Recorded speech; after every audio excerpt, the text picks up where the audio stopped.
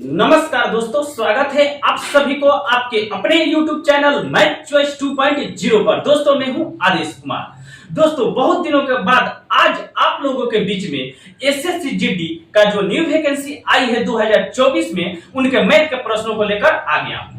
तो चलिए बढ़ते हैं बिना टाइम गवाए हुए प्रश्न की तरफ। पहला प्रश्न आपको स्क्रीन पे दिखाई देता होगा। पहला प्रश्न दोस्तों कह रहा है 500 फीट लंबी एक रेलगाड़ी 700 फीट लंबे एक प्लेटफॉर्म को 10 सेकंड में पार कर लेती है।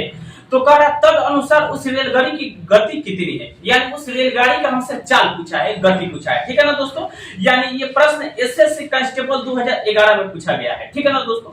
तो दोस्तों कोई भी रेलगाड़ी किसी व्यक्ति या वस्तु को पार करती है तो उस रेलगाड़ी को सिर्फ अपनी लंबाई पार करना होता है, वही उसका दूरी होता है। लेकिन वही रेलगाड़ी किसी ब्रिज या प्लेटफॉर्म को पार करती है तो उस रेलगाड़ी की अपनी लंबाई प्लस उस ब्रिज की लंबाई या प्लेटफॉर्म की लंबाई को पार करना होता है, तब उसका टोटल दूरी होता है उस रेलगाड़ी का।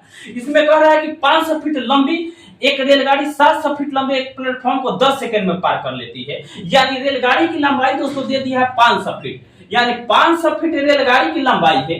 और दोस्तों फिर इसमें कह रहा है 700 फीट लंबे प्लेटफॉर्म को, तो प्लस 700 जोड़ देंगे, 700 फीट जोड़ देंगे प्लेटफॉर्म की लंबाई, तो ये रेलगाड़ी की टोटल ये क्या हो जाएगा, दूरी हो जाएगा। तो 500 फीट और प्लस 700 फीट कितना होता है, 1200 फीट हो गया। यानी ये रेलगाड़ी की ये टोटल क्या हुआ, दूरी हुआ 1200 फीट। ठीक है ना। इसी दूरी को 10 सेकंड में पार कर लेती है तो उस रेलगाड़ी की गति यानी चाल पूछा है कितनी है। तो दोस्तों 1200 फीट की दूरी कितना सेकंड में पार कर रही है, तो 10 सेकंड में पार कर जा रही है उस रेलगाड़ी। तो यानी दूरी अब बटा समय क्या होता है, दूरी अब बटा समय क्या होता है, चाल यानी गति होता है। चाल को क्या लिखते हैं, स्पीड, यानी एस से सूचित करती है। ठीक है ना दोस्तों। तो एस बराबर दोस्तों होगा 1200 फीट में जब 10 से भाग करेंगे तो क्या करेंगे, 0 से ये 0 कट गया, तो यानी 120 फीट सेकंड उधर जाकर क्या हो जाएगा, गुना हो जाएगा। ठीक है ना दोस्तों। तो हम कह सकते हैं उस रेलगाड़ी की जो गति है 120 फीट पर सेकंड है, यानी 1 सेकंड में 120 फीट की दूरी तय करेगी। यानी ऑप्शन डी इस प्रश्न का सही उत्तर होगा। तो अब चलिए दूसरे प्रश्न को देखते हैं। प्रश्न दोस्तों कह रहा है एक ऑफिस में कार्य कर रहे पुरुष वे महिलाओं में 4:7 का अनुपात है। ठीक है ना दोस्तों। फिर कह रहा है यदि महिलाओं की संख्या पुरुषों से 330 अधिक है तो सभी कार्य करने वालों की संख्या क्या होगी। ठीक है ना दोस्तों, सभी कार्य करने वालों की संख्या पूछा है। ठीक है ना दोस्तों, मेल और फीमेल। ठीक है ना दोस्तों, मेल अनुपात फीमेल, इनके जो रेशियो यानी अनुपात दोस्तों दे दिया है 4:7। ठीक है ना दोस्तों। तो हम कह सकते हैं उसमें उस ऑफिस में मेल 4 है तो फीमेल कितनी है, 7 है। यानी पुरुष जो 4 है तो महिला कितनी है, 7 है। ठीक है ना दोस्तों, हम इस तरह कह सकते हैं। तो कह रहा है प्रश्न में कह रहा है कि महिलाओं की संख्या पुरुषों से 330 अधिक है। ठीक है ना दोस्तों, रियल में 330 अधिक है। जो महिलाओं की संख्या है पुरुषों से रियल में 330 अधिक है। तो देखेंगे कि अनुपात में महिलाओं की संख्या पुरुष से कितना अधिक है, तो 4 और 3 7। तो हम कह सकते हैं अनुपात में 3 अधिक है जबकि रियल में 330 अधिक है। ये दोनों महिलाओं का अधिक का डाटा हुआ, इसलिए इसको कर दिए आपस में बराबर। ठीक है ना दोस्तों। जब अनुपात 3 का मान 330 है तो दोस्तों अनुपात 1 का मान होगा 330 में 3 से भाग कर देंगे, तो 3 से जब भाग करेंगे 3 एक में 3, 3 एक में 3, 0, यानी अनुपात 1 का मान दोस्तों क्या हो जाएगा, 110 होगा। ठीक है ना दोस्तों। तो हमसे पूछा है तो सभी कार्य करने वालों की संख्या कितनी है। तो दोस्तों जब अनुपात 1 का मान 110 हुआ तो अनुपात 4 का मान कितना होगा, तो हम क्या करेंगे, गुना कर देंगे। तो 110 में 4 से जब हम गुना करेंगे तो 11 4 44, यानी 4 7 40 होगा। ठीक है ना दोस्तों। फिर देखेंगे अनुपात 1 का मान 110 है तो अनुपात 7 का मान कितना होगा, 11 7 77, यानी 770 होगा। ठीक है ना दोस्तों। तो हमसे लास्ट में पूछा सभी कार्य करने वालों की संख्या कितनी है, तो इन दोनों को जोड़ देंगे। ठीक है ना दोस्तों। तो 440 और 770 कितना होगा, 1210। तो हम कह सकते हैं उस ऑफिस में सभी कार्य करने वालों की संख्या कितनी होगी, 1210 होगी। यानी ऑप्शन बी इस प्रश्न का सही उत्तर होगा। तो अब चलिए तीसरे प्रश्न को देखते हैं। तीसरा प्रश्न दोस्तों कह रहा है एक त्रिभुज की भुजाओं का अनुपात 1/2 अनुपात 1/3 अनुपात 1/4 है। यदि उसकी परिमाप 552 सेंटीमीटर हो तो बताए कि सबसे छोटी भुजाओं की लंबाई कितनी है। यानी उस त्रिभुज की सबसे छोटी भुजा की लंबाई हमसे पूछा है। ठीक है ना। तो दोस्तों अनुपात ये बाटा में दे दिया है। ठीक है ना दोस्तों, 1/2 1/2 अनुपात 1/3 अनुपात 1/4। तो ये भिन्न में दिया है दोस्तों, तो इसको हम पहले साधारण बना लेते हैं, ठीक है ना दोस्तों। तो इसको हम पहले क्या करेंगे, इसको एलसीएम निकालेंगे। 2 3 4 का एलसीएम कितना होगा, 2 3 4 का दोस्तों एलसीएम होगा 12। कितना होगा, 12, ठीक है ना दोस्तों।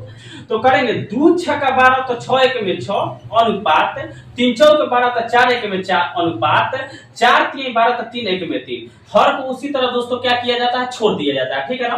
तो हमें मालूम चल गया 6 अनुपात 4 अनुपात 3, यानी ये त्रिभुज की भुजा क्या हुआ 6 अनुपात 4 अनुपात 3, ठीक है ना दोस्तों। इसमें कह रहा है कि परिमाप 52 सेंटीमीटर है, यानी टोटल। तो दोस्तों त्रिभुज का परिमाप जो होता है सभी भुजाओं का योग होता है, ठीक है ना। तो सभी भुजाओं का योग, तो इसमें देखेंगे सभी भुजाओं का योग कितना है, 6 4 10 और 10 3 13।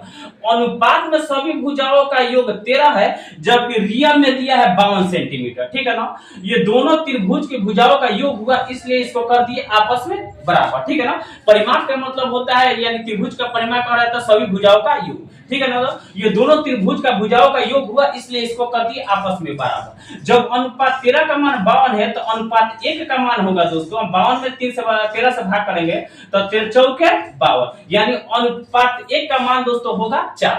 तो हमसे पूछा है कि सबसे छोटी भुजा की लंबाई कितनी है, तो सबसे छोटी भुजा की लंबाई कितनी है, ठीक है ना दोस्तों। तो अब क्या करेंगे, अनुपात 1 का मान 4 है, तो अनुपात 3 का मान कितना होगा, तो गुना करेंगे अनुपात 3 गुणे 4, गुणा करना 4 3 12, ठीक है ना दोस्तों। यानी सबसे छोटी भुजा की जो लंबाई होगी यानी 12 सेंटीमीटर होगी, यानी ऑप्शन डी इस प्रश्न का सही उत्तर होगा। तो अब चलिए चौथे प्रश्न को रहा है। एक गांव की 20,000 आबादी में से, एक गांव की 20,000 आबादी में से 3/4 आबादी साक्षर है, यानी साक्षर का मतलब होता है पढ़े लिखे लोग हैं, यानी कितने 3/4, ठीक है ना। कह रहे जबकि शेष निरक्षर है, तो गांव की साक्षरता और निरक्षरता में क्या अनुपात है, ठीक है ना दोस्तों। इसमें पढ़े लिखे और अनपढ़ लोगों का अनुपात पूछा है, ठीक है ना दोस्तों। इसमें कह रहा है 20,000 की आबादी में दोस्तों, 20,000 की आबादी में दोस्तों कह रहा है कि 3/4 आबादी साक्षर, तो 3/4 तो निकाल लेंगे 20,000 में 3/4 जब साक्षर है तो 3/4, यानी 3/4 का मतलब हुआ 3/4। 1/4 का होता तो 1/4 से गुना करते, ठीक है ना दोस्तों। तो इसको काट लेंगे, देख लेंगे कि कितने लोग साक्षर हैं, ठीक है ना दोस्तों। तो काटेंगे इसको, तो 4 1 में 4 4 5 20, आइए 3 जोड़, यानी 5,000 हुआ। तो 5,000 में 3 से गुणा करेंगे तो कितना होगा, 5 3 15, यानी 15,000 लोग क्या है साक्षर है, ठीक है ना दोस्तों। तो जब 20,000 में से 15,000 साक्षर है, तो निरक्षर कितना होंगे, तो 5,000 होंगे। तो इसके लिए कैसे मालूम चलेगा, तो 20,000 में से दोस्तों हम 20,000 में से क्या करेंगे, जब 15,000 को घटा देंगे, तो यानी 20,000 में से जब 15,000 साक्षर है तो निरक्षर कितने हैं, तो 20,000 में से हम क्या करेंगे 15,000 को घटाएंगे तो कितना बचेगा, 5,000 बचेगा, कितना बचेगा 5,000, ठीक है ना दोस्तों। तो हमसे पूछ रहा है कि साक्षरता, तो साक्षरता कितना है 15,000, कितना है साक्षर लोग हैं, ठीक है ना, कितना है 15,000। अब फिर कह रहा है निरक्षरता कितना है 5,000, ठीक है ना दोस्तों। ये दोनों में अनुपात हमसे पूछा है, तो अनुपात हम चिन्ह लगा देंगे, ये 3 0 से इधर 3 0 कट गया, इसको काट लेंगे 5 3 15 अब 5 1 में 5, ठीक है ना, यानी 3:1 का क्या होगा, अनुपात होगा, ठीक है ना दोस्तों। यानी ऑप्शन सी इस प्रश्न का सही उत्तर होगा। तो ऐसा ही वीडियो देखने के लिए धन्यवाद। मेरे चैनल को सब्सक्राइब और वीडियो को शेयर जरूर कीजिएगा।